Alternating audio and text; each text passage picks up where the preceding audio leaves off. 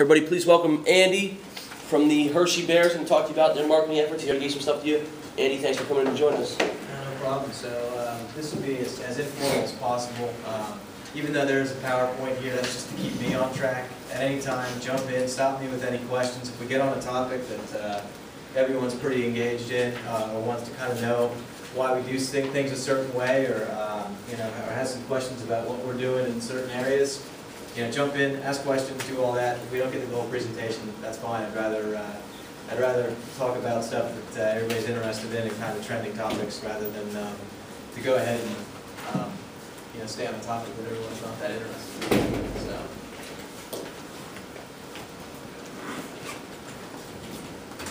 Hi. Hey, how you doing?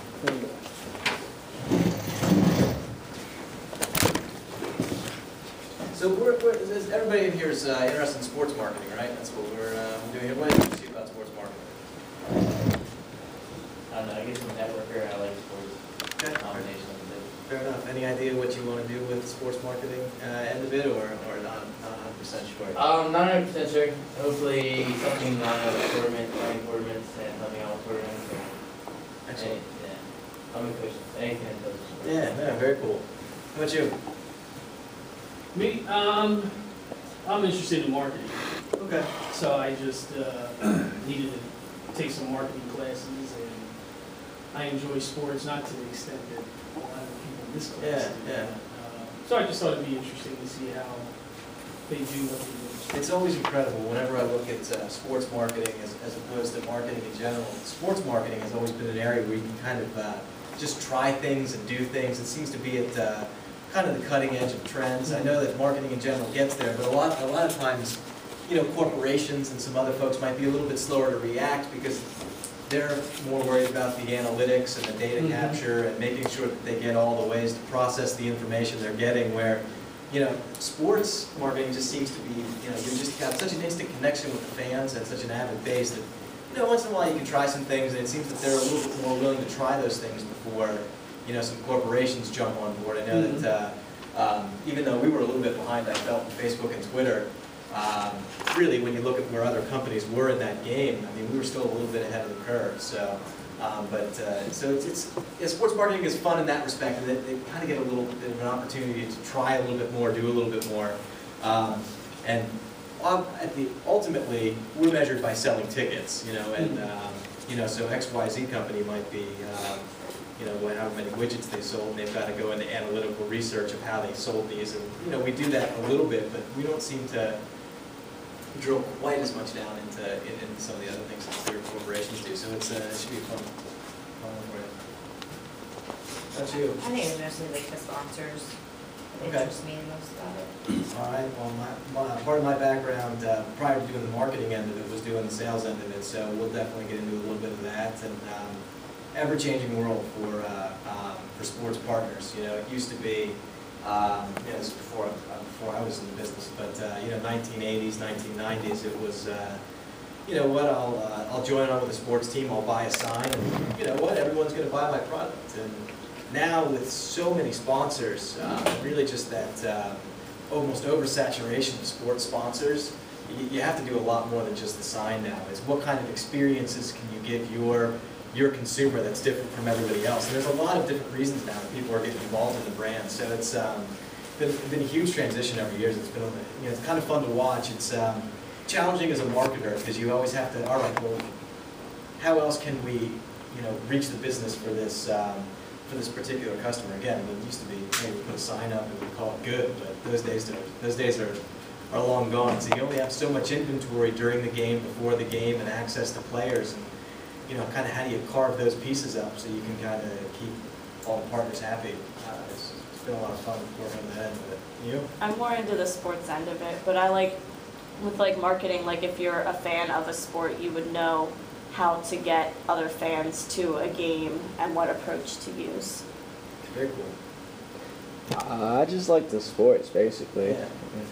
Same boat I was in. I knew that I knew a couple things when I got out of college. Well, actually, when I was going into college, I love sports, and I thought at that time I loved New York City. So I was either going to get a job in sports or go to New York City, and ended up working in sports, but that was, I mean, truly my passion was sports. So I didn't know, I couldn't envision myself working in something that wasn't sports related in some fashion. So I won't just go to a job every day and not love what I do. And I've been fortunate in that, been able to do a couple different things that led me down that path. So, if you have a love of sports and, you work hard at kind of the other things, you'll be fine. So, I'm more into the sports end of it. yeah. Excellent. How Well- did you feel about marketing when you were in sales? You know what? I always loved the marketing end of it more than I liked the sales end of it. I saw the sales end of it as an opportunity for me to get into sports. So I said, I looked at the opportunity. First job I had was corporate sales executive for Nazareth Speedway, which is a small racetrack outside of Allentown, Pennsylvania. But when I looked at it, I saw that not only was that racetrack Nazareth, but it was also 12 other tracks. It was part of a larger company, something I never knew. I mean, I grew up, I was a stick and ball fan, but I also liked NASCAR, and I watched the races, but I never understood that there was essentially two companies who owned all the racetracks. So once I found Nazareth and said, all right, well, it seems that this company owns a lot of other tracks, Daytona, Talladega, Martinsville, California, Phoenix. So there's probably some opportunities here to grow in the company. And I was out of college, it was pretty close to home, so it worked as a nice setup for me where I could go in and do the sales gig. Now, I wasn't by any stretch of the imagination, nor did I think I was a sales guy. I always had this vision of a sales guy, of, kind of the used car salesman. I think that's what we all kind of think of when we think of people who are selling something. This was a little bit different at first. It was a lot of cold calling. I mean, if I had to still do today what I did when I started, I definitely wouldn't be happy. It was, it was a lot of, all right, well, let's see what companies are in the area that might want to buy 10 tickets to come to the race. So, it was all just calling people looking for small hospitality gigs. Ended up, I only did the Nazareth thing for 8 months, and an opportunity came up at Watkins Glen, up in upstate New York. Oh, flip right to that one anyway. Up in upstate New York, and I ended up doing a lot of the ticket sales there again. But then I started kind of moving up into the partnership end of it, and that's when I really saw, okay, sales isn't just, I'm going to sell you a sign for $10,000 or whatever it is, but sales, they're now really looking for those integrated partnerships. So then we started to develop things. I worked with the partner up there, Suzuki, and Suzuki and Pepsi. And basically what we did is we did a summer-long campaign in the Tops grocery stores up there, where people could register to win a Suzuki by buying a 12-pack of Pepsi. All those pieces kind of work together. There was multiple winners who were able to come out to the race, and we did a lucky key, so that they were all out of pre-race, and then one winner was able to actually walk away with a Suzuki motorcycle. So to me, then I started seeing, oh, well, these pieces are cool. This is the fun stuff. This isn't just calling and asking people for money. This is actually creating partnerships and creating experiences for people. And I started to have a lot of fun with that, and that's when I really started to say, all right, well, this marketing end of it might be pretty interesting. Did the Watkins Glen thing for about 5 years, moved up to the director of partnership sales, which again, at that point, you're pretty much doing partners that are already there, so you're doing a couple of renewals, and then you're just trying to think of new fun ways for them to do more stuff with your facility. And then I went out to Michigan for about a year and a half, director of the partnership team out there, working with a lot of the folks who would have the name on the race. So like 3M Performance, 3M was our main partner there. So we'd be selling the deal to 3M. So it was the 3M Performance 400. Just kind of working on what they were doing that day. Folks in racing spending a lot of money on one-day marketing platforms. But we had 3M in at a little over, I think, about $3.5 million over 3 years. So they were spending over $1 million, basically as that was one of their marketing platforms for that one day, which was pretty wild. And then after that, the right opportunity came up here. I'm originally from Allentown, so to come back to central Pennsylvania, be a little closer to family, all that good stuff, and then the right job to kind of do some marketing pieces, which I felt, even though sales, I didn't start out in the marketing end of it, I felt sales gave me enough experience that I would be able to kind of lead into that marketing end of it. So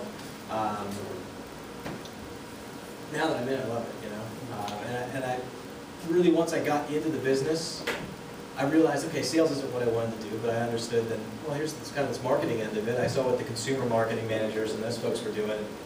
really started enjoying that. So everyone here who's just, hey, I love sports and I want to get into sports, you know, I would definitely caution, you know, if that marketing job doesn't open up at first, maybe there's some other avenues to get in with those teams, and then, you know, down the road, it kind of leads you as a means to an end. So, you know, again, I didn't go in thinking I was going to be a salesperson, even for, you know, it ended up being about 7 years that I was doing sales, but it ended up being a fun gig and ended up landing the job here. So, any other questions? Yeah, well, I love going off topic, so feel free to jump in anytime.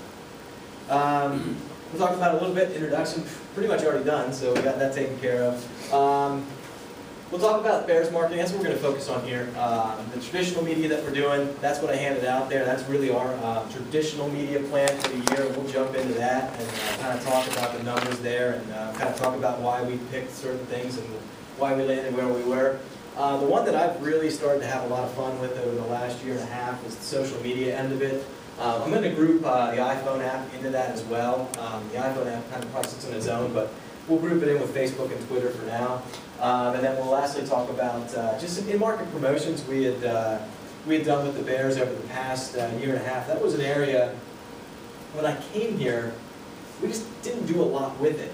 We had a lot of partners, but we just hadn't really gotten them to do anything in market. I mean, we had a lot of, frankly, old school partners who were paying for billboards, but weren't utilizing kind of the assets and the resources that they had. My background in sales kind of, you know, just stole some ideas that we had done in some other places and implemented them here. But so that was kind of what we'll roll through. My position, not only do I do the Hershey Bears marketing, I also do the marketing for the Giants Center, Hershey Park Stadium, the Star Pavilion, and the Hershey Theater. You know, I'm full and through a sports guy, so doing the theater end of it has been totally new for me.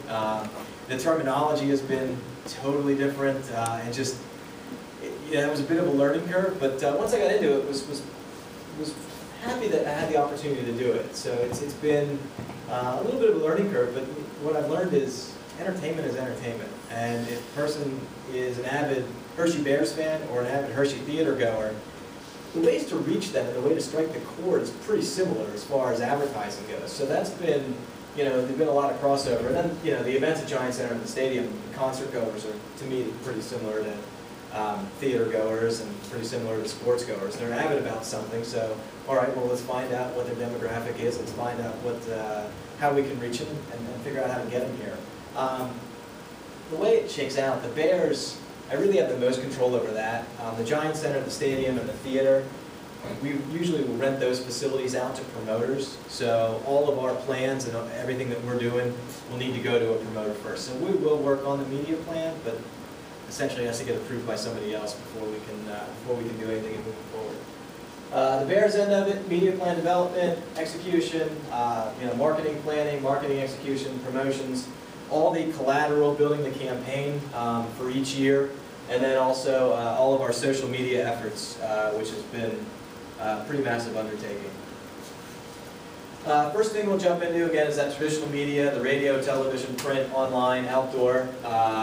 We talked a little bit about Facebook, Twitter, and the iPhone app, and then Pepsi, McDonald's, and Reese's will be a couple of examples for partnership activation. If you go to kind of the pass out that I gave you there, on the last page of that, that'll really have the dollar amount that we have for the entire year. We have about $143,000 that we spend in paid advertising. It sounds like a ton of money, but when you're trying to spread that amount of dollars from October through April, I mean, it's you stretch pretty thin. And really what this breaks down, it gives you a flow chart of, all right, well, here's when we're spending money, here's where we're spending it on, and you'll see in there's a couple times we'll do some online, we've got some other campaigns going, and that is really, those are some weeks that we've got maybe 3 games in a weekend, or we've got a lot of stuff going on, we just really need to make that extra push to sell tickets. Radio is 44% of our buy. You know, I always struggle to ask the question, how many people in here listen to the radio on their way to class or on their way to work? So we do have quite a few. You know, radio works really well for the Bears, but we don't do a ton of it for a lot of our for a lot of our other